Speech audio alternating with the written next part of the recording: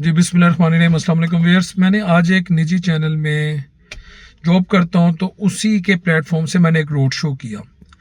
अच्छा, अभी मैं घर नहीं गया, जैसे मैं गाड़ी में बैठा हूं, पहले मैं चैनल जाऊंगा, वहां से मैं फिर अपनी कन्वेंस लूंगा और घर जाऊंगा।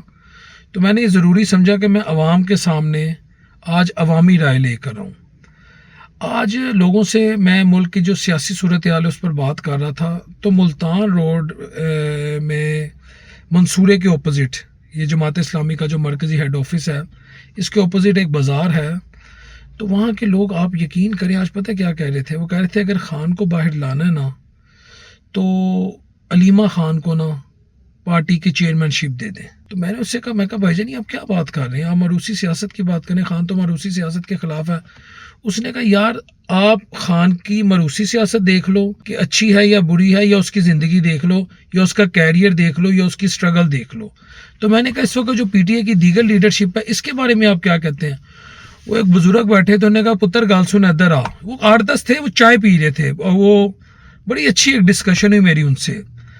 तो उन्हें क्या पुत्र गल है ये घर दा जिदों वड्डा, मैं चले उर्दू में समझा देता हूँ क्योंकि मेरे देखने वाले बाज़ औक़ात ये शिकवा करते हैं कि आप पंजाबी में बात करते हैं। उन्होंने कहा घर का जब बड़ा एक एम्पायर बिल्ड कर दे, तरक्की करे, ज़मीन जायदाद प्रॉपर्टी फैक्ट्री हर चीज़ को पीक पे ले जाए, तो उसके बाद अगर वहाँ पर नकम्मी नालायक कामचोर औलाद या उसके जो वारिस उसकी जगह ले लें, या ये उसकी एफर्ट में, उसके बिजनेस में, उसकी एम्पायर में, उसकी ज़मीनों में काम शुरू कर दें, और वो इंतहाई नालायक हों, वो उसके बिल्कुल अपोजिट हों जो घर का बड़ा करके गया था, तो वो उस सारे के सारे सेटअप का बेड़ा गर्क कर देंगे। इवन कि वो ये भी चाहेंगे कि कार दा वड्डा किसी तरह फारग हो जाए, ए घरों निकल जाए, ए बुढ़ा हो जाए, ए बीमार हो जाए, एनू जो करना है करो, सानू कंट्रोल दवो, असी ये याशी करिए। क्योंकि ये उनकी एफर्ट नहीं है, उनको पता नहीं पैसा कैसे कमाया जाता है, इज्जत कैसे बनाई जाती है, स्ट्रगल कैसे की जाती है। और अक्सर घरों की ये कहानियां होती हैं कि बड़ों ने मेहनतें की होती, औलाद आके उजाड़ देती है। तो उन्होंने कहा इस वक्त जो पीटीआई की मौजूदा लीडरशिप है ना, ये ऐसी ही अवारा, नालायक, नकम्मे, नखट्टू, रंगबाज, फराडिये, ठग, सिर्फ इनसे रंगबाजी के अलावा कुछ नहीं होता। उन्होंने ओपनली कहा, उन्होंने कहा सब पॉइंट स्कोरिंग में लगे हैं।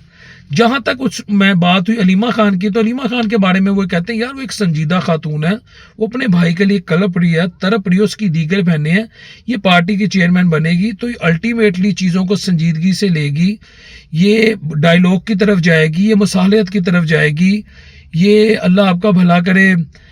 बल्कि एक बंदे ने कहा, उसने कहा गालम गलोच के कल्चर को भी नहीं चलाएगी, ये हर चीज जिससे डायलॉग अफेक्ट हो सकते हैं ये उसकी नफी कर देगी। ये अपने भाई की रिहाई के लिए ये हर तरह की एफर्ट करेगी, और इसके भाई की जो रिहाई होगी उससे पार्टी रिवाइव होगी, उससे पार्टी का वर्कर दोबारा से जिंदा होगा।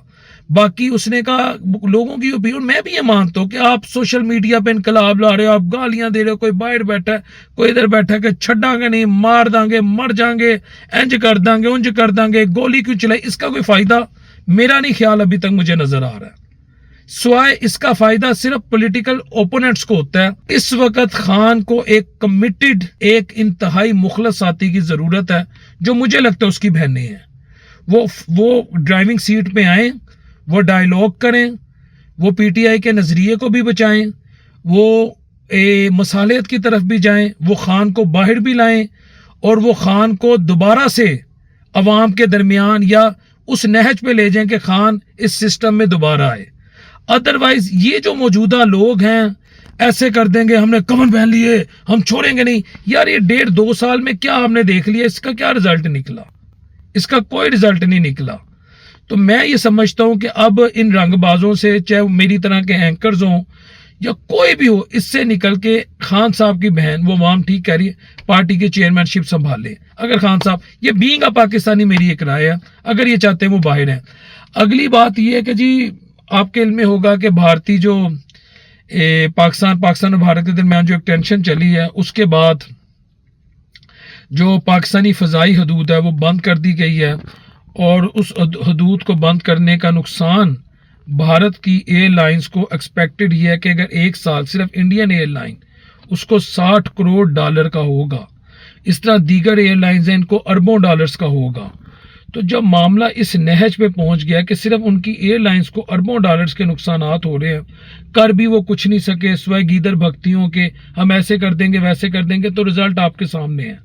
اس کے علاوہ پاکستان کے اگر انہوں نے، آپ دیکھیں پاکستان کی جو جیوگرافک لوکیشن ہے، ان کو اگر ویسٹ ایشیا سے ملنا ہے، ان کو سینٹرل ایشیا سے ملنا ہے، ان کو افغانستان کے ساتھ تجارت کرنی ہے، ان کو ایران کے ساتھ جس ممالک کے ساتھ جو کچھ کرنا ہے، پاکستان کی سرزمین ان کے لیے بیسٹ آپشن تھی اگر وہ صحیح بیہیو کرتے، انسان کے بچوں کی طرح بیہیو کرتے۔ میں آسان الفاظ میں آپ کو سمجھا رہا ہوں۔ تو جب اس طرح کے ایشو ہوں گے تو پھر معاملہ تو انہی کا نقصان ہوگا۔ تو یہ بات ہے کہ اس وقت پاک بھارت ٹینشن کا رزلٹ یہ کہ حضورے والا ان کی اپنی اکانومی جو ہے وہ اس وقت صرف ایئر لائنز کی میں بتا رہا ہوں، اس کو اربوں ڈالر کا نقصان ہے، اور Indian air lines Modi government سے تقاضا کرے گی کہ بھائی ہمیں آپ کمپنسیٹ کریں۔ اس کے علاوہ جو ان کا پولیٹیکل کیپٹل ہے وہ کتنا ڈیمیج ہو رہا ہے، ہم ایسے کر دیں گے ویسے کر دیں گے، ان کا میڈیا معاملات کہاں تک لے گے، سب کچھ، لیکن رزلٹ صفر، کیونکہ انہیں پتہ ٹٹ فور ٹیٹ ہو جائے گا، بلکہ سخت ری ایکشن آئے گا، ایکشن کا سخت ری ایکشن آئے گا۔ تو حالات یہ ہیں۔ میرا خیال ہے اس فرنٹ پہ، پاک بھارت فرنٹ پہ اس وقت پاکستان نے، حقیقت ہے میں بغیر کسی شک و شبہ کے، میں گورنمنٹ کی بات نہیں کر رہا، یہ تو آپ کو پتہ ہے ہماری جو گورنمنٹ ہے، آپ کے بل میں میرے بل میں، یہ تو ہمیشہ سے بھارت کو کیسے دیکھتے رہے، ہمارے اداروں نے بغیر کسی شک و شبے کے، شد و مت کے، میں کہتا ہوں انڈیا نو نا دن چتارے وکھاتے نے، حتیٰ کہ میں اداروں کی پالیٹکس میں انٹرفیرنس کے حق میں نہیں ہوں، لیکن جو سچ ہے ہمیں بولنا چاہیے۔ السلام علیکم ورحمۃ اللہ وبرکاتہ۔